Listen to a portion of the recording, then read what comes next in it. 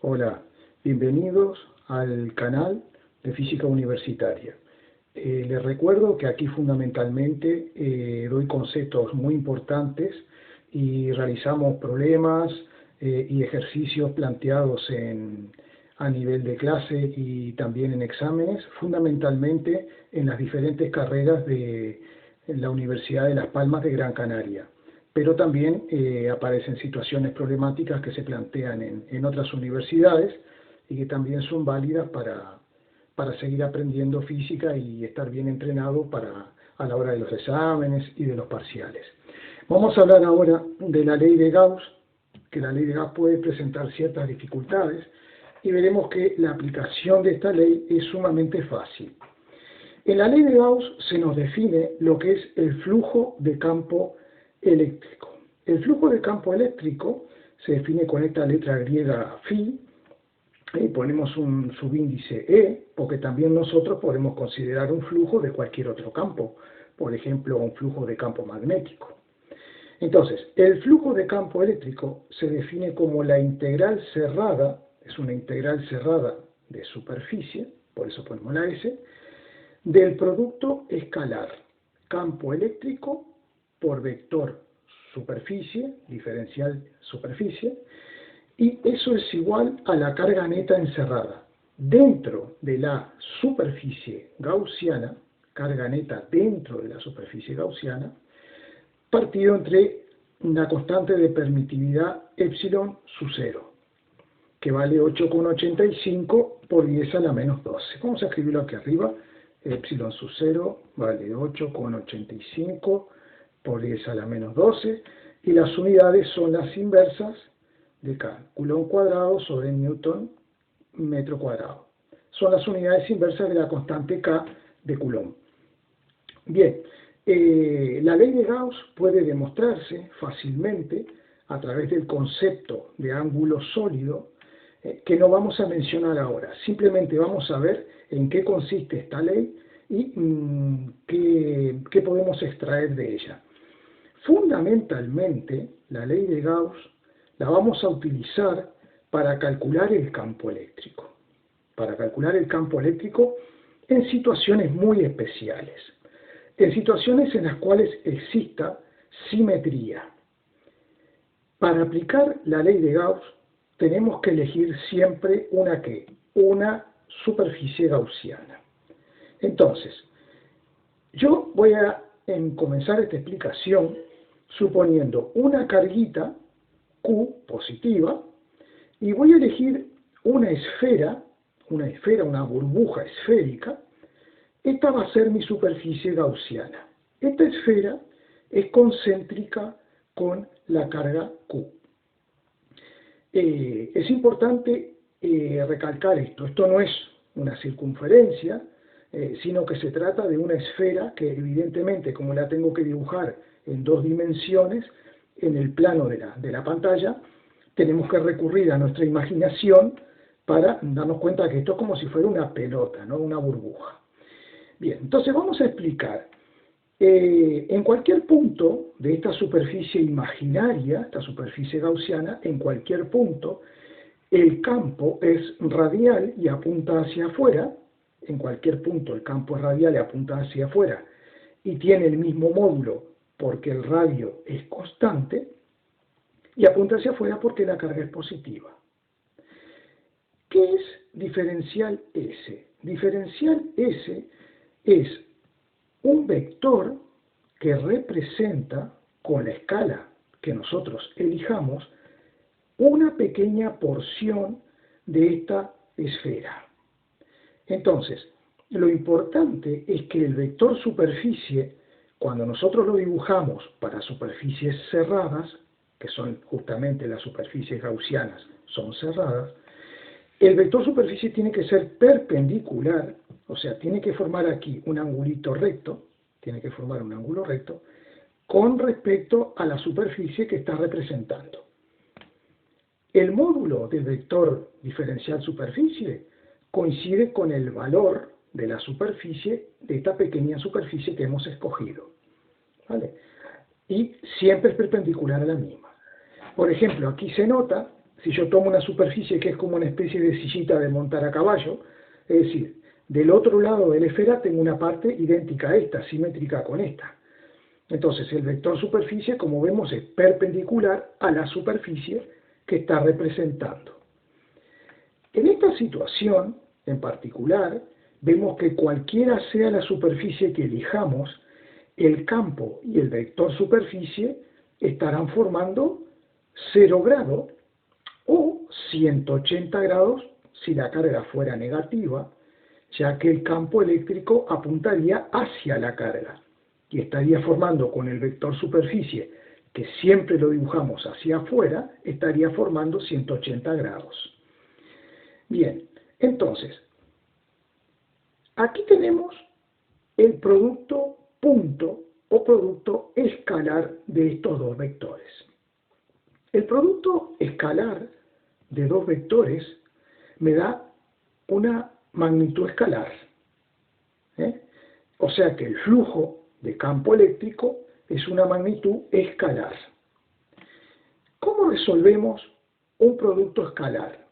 Para resolver un producto escalar, multiplicamos el módulo de los dos vectores, como lo he puesto aquí, y luego por el coseno del ángulo que forman esos dos vectores. Es decir, que alfa es el ángulo formado, el menor ángulo que forman estos dos vectores. O sea que para resolver un producto escalar procedo de esta manera. Bien, ahora, esto es una integral, ¿no? Aunque es una integral de superficie cerrada, es una integral como cualquier otra. En nuestro caso, como el ángulo entre el campo y el vector superficie es 0 grado, coseno de 0 grado es 1. O sea que el coseno de 0 grado es 1, ya me olvido de él. Luego, el campo eléctrico a lo largo de toda esta superficie es constante, por lo tanto, lo puedo sacar para afuera de la integral. Siempre que tenemos una magnitud constante, la sacamos para afuera de la integral. Y se queda multiplicando al resultado que obtengamos de esta integral. Siempre vamos a proceder de esta manera en la ley de Gauss. Siempre vamos a ver que el campo, como estamos tratando situaciones de simetría, el campo podemos sacarlo para afuera de la integral. ¿Y qué me queda? Me queda integral cerrada del vector superficie. Esto equivale a decir que yo tengo que evaluar la sumatoria de todos los vectores superficie que representan a todas las posibles superficies que yo pueda hacer aquí. O sea, yo aquí puedo hacer infinitas superficies, ¿no? Y al final, si completo todas las superficies, ¿qué voy a obtener?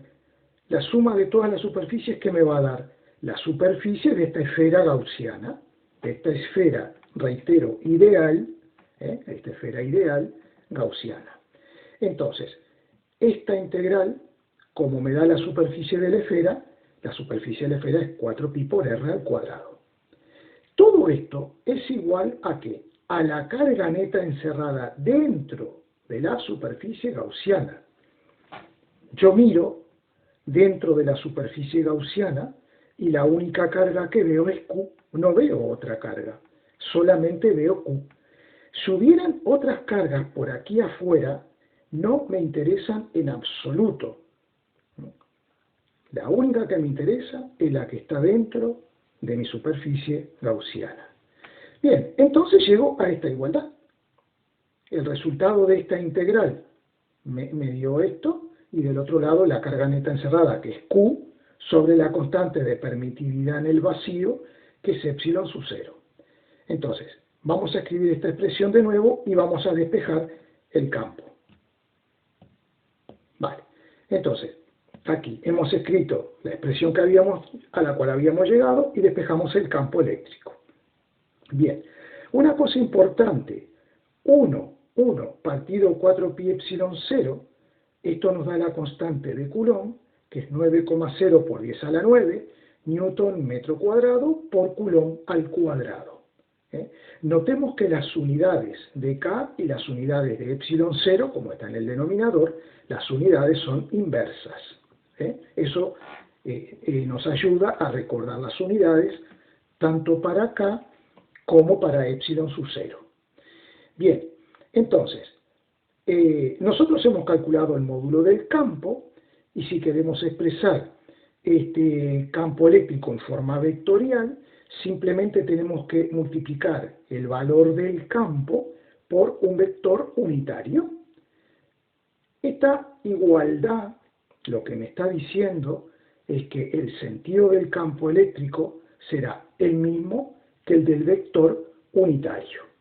Entonces, ¿cómo podemos calcular nosotros un vector unitario en el mismo sentido que el campo? Podemos dividir el vector R entre el módulo del vector R. Si nosotros hacemos esta división, me dará el vector unitario U de R. O sea, si tenemos la carga, vamos a dibujar la carga, tenemos la carguita, tenemos un punto, el campo hacia afuera en este caso. Pues el vector R sería este. Entonces, si yo divido este vector entre su módulo, me va a dar el vector U de R. Ahora, ¿qué es lo que pasa? Esta R también es el módulo del vector R. Entonces yo puedo poner esto como K por Q sobre R al cubo, R cuadrado por R, R al cubo, multiplicado por el vector R. Entonces ahora, esta igualdad, ¿qué me está diciendo? Que el campo eléctrico tiene igual sentido que ¿quién? Que el vector unitario R. Que el vector R, perdón. Ahora ya no es unitario. Ahora ya no es unitario. Unitario era cuando lo escribíamos así. Bien, y esto es cierto. El sentido del campo es el mismo que el del vector R. Tenemos que tener cierta precaución. Vamos a verlo ahora. Perdón. Si la carga es positiva, como estuvimos viendo, el vector R, que señala la distancia que hay entre la carga y el punto, apunta en igual sentido que el campo. Entonces nos queda esta expresión que habíamos visto. Pero, cuidadito, si la carga es negativa, sabemos que por convención el campo apunta hacia la carga y por lo tanto tendrá sentido contrario a R. Entonces, cuando escriba esta expresión, como son vectores que tienen sentidos opuestos, eso lo tengo que indicar con este signo de menos. Con este signo de menos. Normalmente, este vector R, nosotros normalmente podremos expresarlo en función de las componentes. Tendremos un R según el eje X, y lo expresamos con el versor Y, más o menos, depende, lo que sea, la componente del vector R según el eje Y multiplicado por el vector J, más la componente de R según el eje Z multiplicado por el versor K. Recordemos que I, J y K son versores que nosotros los identificamos con los ejes. Estos ejes perpendiculares que nos sirven para orientarnos en el espacio. Eje X, eje Y y eje Z. Entonces vamos a tener nuestros versores, que serán el versor Y, el versor J y el versor K. O sea, aquí tengo I, J y K. Evidentemente que esto nos permite a nosotros expresar el campo en forma vectorial a través de las componentes en cada eje que tendrá el campo. Porque al sustituir R por una expresión de este tipo y hagamos la propiedad distributiva, nos va a quedar, por ejemplo, que el campo tendrá una componente en X en el eje Y, más una componente en el eje Y multiplicado por J, más una componente en el eje Z multiplicado por K. Entonces podremos expresar el campo mediante sus componentes en cada eje.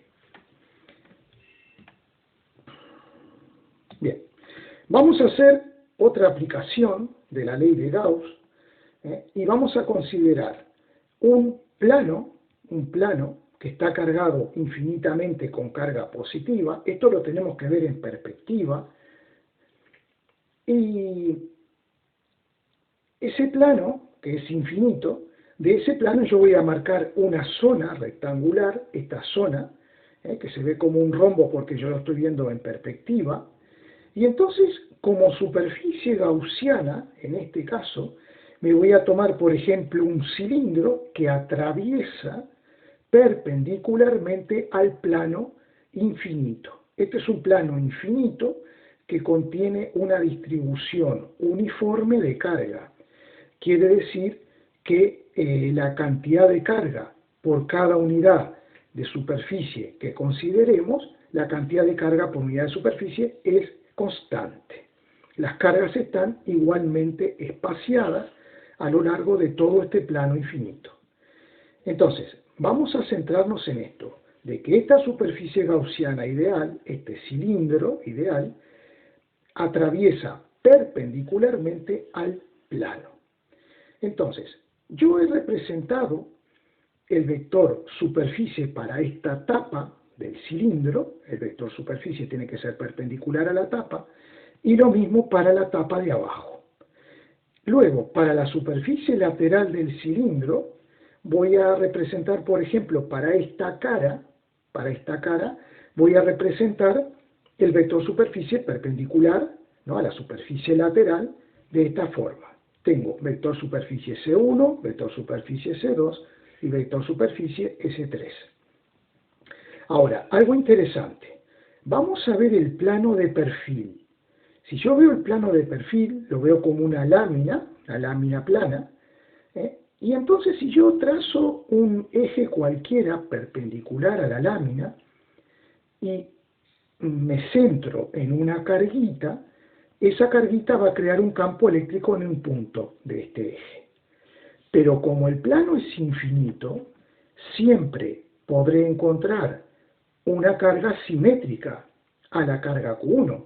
Voy a encontrar siempre una carga simétrica. Por lo tanto, esta carga de igual valor que esta y a igual distancia del eje creará un campo E2, que el módulo será igual al campo E1. De manera que cuando yo sume estos dos campos, el campo total debido a ambas cargas será perpendicular a la placa. Y como este procedimiento lo puedo repetir infinitas veces porque el plano es un plano infinito, dada una carga cualquiera podré encontrarla simétrica, llegaré a la conclusión de que si yo elijo una línea paralela al plano, el campo tendrá igual valor en cada punto de esa línea y será perpendicular a la línea. Lo que sería interesante es ver si me elijo otra línea, por ejemplo, más cerca de la placa, el campo evidentemente será perpendicular y hacia arriba, porque la placa es positiva, pero sería interesante saber si es mayor, menor o igual que el campo creado en cada uno de los puntos de esta línea. Eso lo vamos a dilucidar enseguida. Bueno, entonces, en esta tapa, en esta cara del cilindro, he representado el campo eléctrico, o sea, uno de los vectores campo eléctrico de todos los vectores que yo podría dibujar aquí. Y lo mismo aquí abajo. Estos campos eléctricos, como es simétrico lo que tengo hacia arriba y hacia abajo, estos campos eléctricos son iguales, el módulo, y veo que forma con el vector superficie, en cada caso, en las tapas un ángulo de 0 grado. Pero, aquí el campo está formando un ángulo de 90 grados con la superficie. Y cuando nosotros resolvamos el producto escalar, nos dará coseno de 90 grados es 0. O sea que el flujo de campo a través de esta superficie lateral es 0. No hay flujo de campo a través de la superficie lateral. Solamente tenemos flujo de campo a través de esta tapita y a través de esta otra tapa, que por cierto son iguales, es decir, la superficie S1 es igual a la superficie S2. Cuando pretenda evaluar la integral de Gauss, tengo que tener en cuenta que esta integral de superficie será la integral para esta tapita, más la integral para esta tapita, más la integral para toda el área lateral. Es decir, que yo tengo, como es una integral de superficie, tengo que evaluar el producto vectorial para cada una de las superficies y sumarlo. Entonces, en este caso, o sea, para el flujo a través de esta tapita, el coseno entre el campo y la superficie C1 es 0 grado, perdón, el ángulo es 0 grado y el coseno de 0 grado es 1. Lo mismo para la tapa 2. Mientras que para la superficie lateral, como dijimos, nos queda un ángulo de 90 grados y el flujo será 0. Bien, entonces, ¿qué me va quedando de este lado? Como el campo tiene el mismo valor, sale para afuera de cada integral y me queda la integral de la superficie C1 más la integral de la superficie C2. Pero como estas superficies son iguales, entonces me va a quedar E por 2 superficie. Vale. Bueno, aquí en realidad sería diferencial superficie, porque como tengo una integral, estoy obligado a poner diferencial, ¿verdad? Y aquí también diferencial. Y cuando resuelva la integral de diferencial superficie 1, me dará la superficie 1. Y cuando resuelva la integral de E por diferencial, o sea, diferencial superficie 2, diferencial superficie 1, me dará la superficie 2. Como ambas superficies son iguales, pongo 2 por superficie. Una superficie más otra, 2 superficies. Vale. ¿Cuál es la carga neta que tengo que considerar de este otro lado de la igualdad? La carga neta es la que está encerrada dentro de la superficie gaussiana. Y la única carga que tengo encerrada dentro de la superficie gaussiana es la de la superficie de corte del cilindro con el plano. Esta es la única carga que me interesa.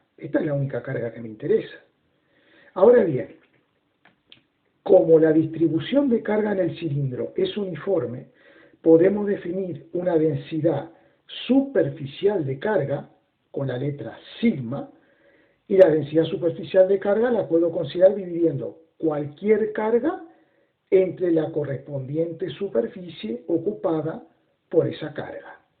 Por lo tanto, si elijo la carga neta que hay aquí dentro, le pongo carga neta encerrada, y la tengo que dividir ¿entre cuál superficie? Entre esta superficie del cilindro.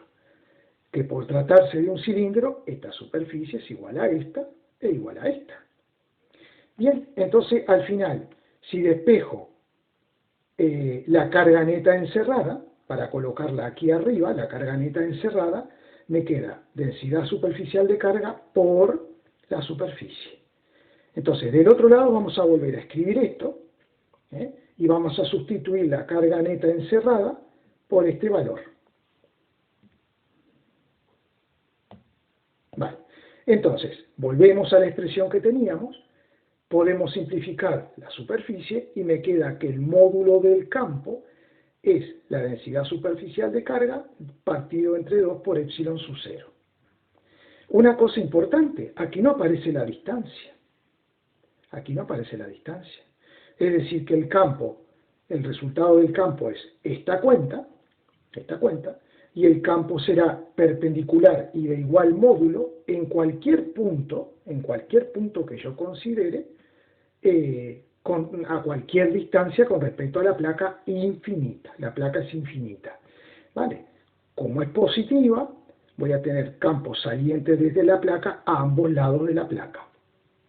Una cosa importante, si la carga de la placa fuera negativa, el campo apuntaría perpendicularmente hacia la placa y tendría el mismo valor, cualquiera sea la distancia que hay entre la placa y el punto en cuestión, porque la distancia no importa.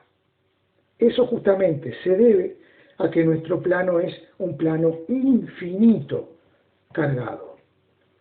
Bueno, espero que se haya entendido, y cualquier duda que pueda surgir me la dejan en los comentarios, o si son alumnos míos me la hacen llegar a través del WhatsApp.